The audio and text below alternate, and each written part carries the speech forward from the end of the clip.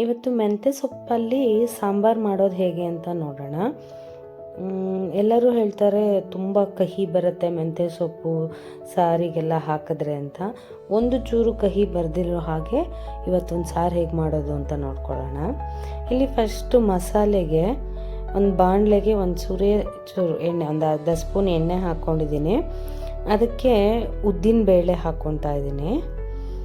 First ಮಸಾಲೆ ಮಾಡಿಕೊಂಡು ಆಮೇಲೆ ಇದು ಪ್ರೊಸೀಜರ್ ನೋಡೋಣ. ಇದಕ್ಕೆ 1 ಸ್ಪೂನ್ ಜೀರಿಗೆ ಹಾಕ್ತಾ ಇದ್ದೀನಿ.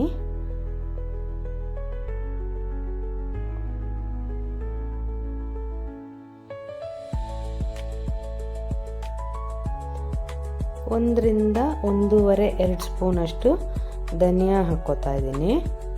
ಇದನ್ನು ಸ್ವಲ್ಪ ಚೆನ್ನಾಗಿ ಹುರ್ಕೊಳ್ಳೋಣ. ಲೋ ಫ್ಲೇಮಲ್ಲೇ ಇರಲಿ. ಇದಕ್ಕೆ ಇವಾಗ ಬ್ಯಾಡಗಿ ಮೆಣಸು ಹಾಕ್ಕೊಳ್ಳೋಣ. ಒಂದು 4ರಿಂದ 5. ಇದು ಜಾಸ್ತಿ ಖಾರ ತಿನ್ನೋದಿಲ್ಲ ಈ ಸಾಂಬಾರೆಲ್ಲ, ಹಾಗಾಗಿ ನಿಮಗೆ ಖಾರ ಜಾಸ್ತಿ ಬೇಕು ಅಂದರೆ ಜಾಸ್ತಿ ಮೆಣಸಿನ್ಕಾಯಿ ಹಾಕ್ಕೊಳ್ಳಿ. ಇಲ್ಲಿ ಒಂದು ಈರುಳ್ಳಿ, ಸಣ್ಣ ಈರುಳ್ಳಿ ಕಟ್ ಮಾಡಿರೋದನ್ನ ಹಾಕ್ಕೋತಾ ಇದ್ದೀನಿ. ಆಮೇಲೆ ಒಂದು ಕರ್ಬೇವಿನ ಸೊಪ್ಪಿನ ಕಡ್ಡಿ ಹಾಕ್ಕೋತಾ ಇದ್ದೀನಿ. ಇದನ್ನು ಚೆನ್ನಾಗಿ ಫ್ರೈ ಮಾಡ್ಕೊಳ್ಳೋಣ. ಇದು ಫ್ರೈ ಆದ ನಂತರ ಆಫ್ ಮಾಡಿಬಿಟ್ಟು ಫ್ಲೇಮ್ನ ಒಂದು ಮುಷ್ಟಿಯಷ್ಟು ಕಾಯಿ ತುರಿ ಹಾಕೋತಾ ಇದ್ದೀನಿ.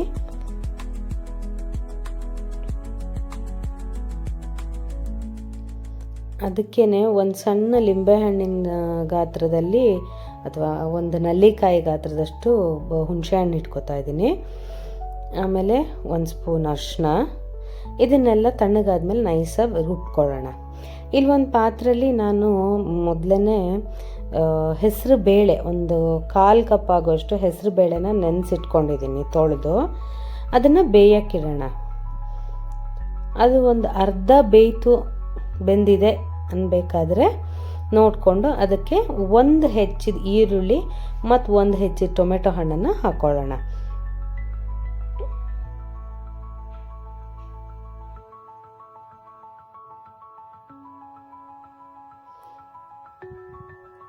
ಇವಾಗ ಅದು ಒಂದು ಸ್ವಲ್ಪ ಬೇಯಕ್ಕೆ ಬಿಡೋಣ.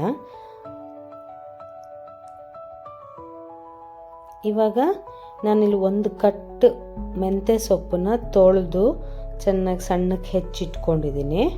ಅದನ್ನು ಹಾಕೋತಾ ಇದ್ದೀನಿ.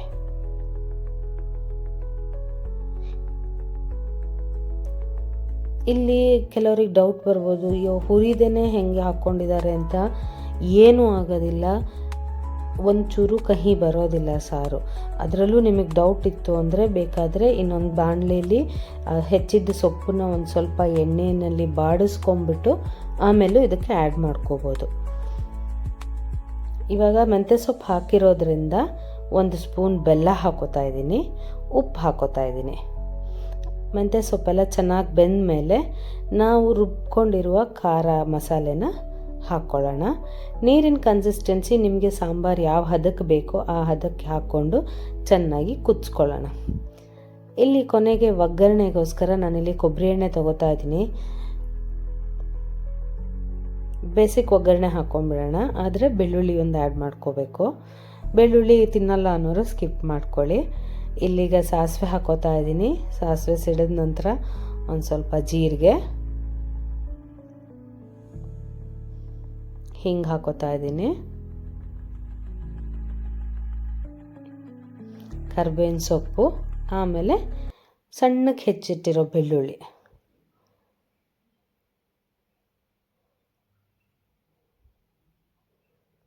ಅದೆಲ್ಲ ಬೆಳ್ಳುಳ್ಳಿ ಚೆನ್ನಾಗಿ ಫ್ರೈ ಆದಮೇಲೆ ಅದನ್ನು ಸಾಂಬಾರಿಗೆ ಆ್ಯಡ್ ಮಾಡಿದ್ರೆ ಮೆಂತ್ಯ ಸೊಪ್ಪಿನ ಸಾಂಬಾರು ರೆಡಿ. ನಿಮಗಿದು ಇಡ್ಲಿಗೆ ಮಾತ್ರ ತುಂಬಾ ಚೆನ್ನಾಗಿರುತ್ತೆ.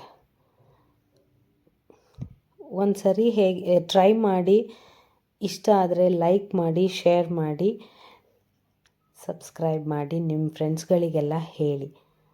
Thank you.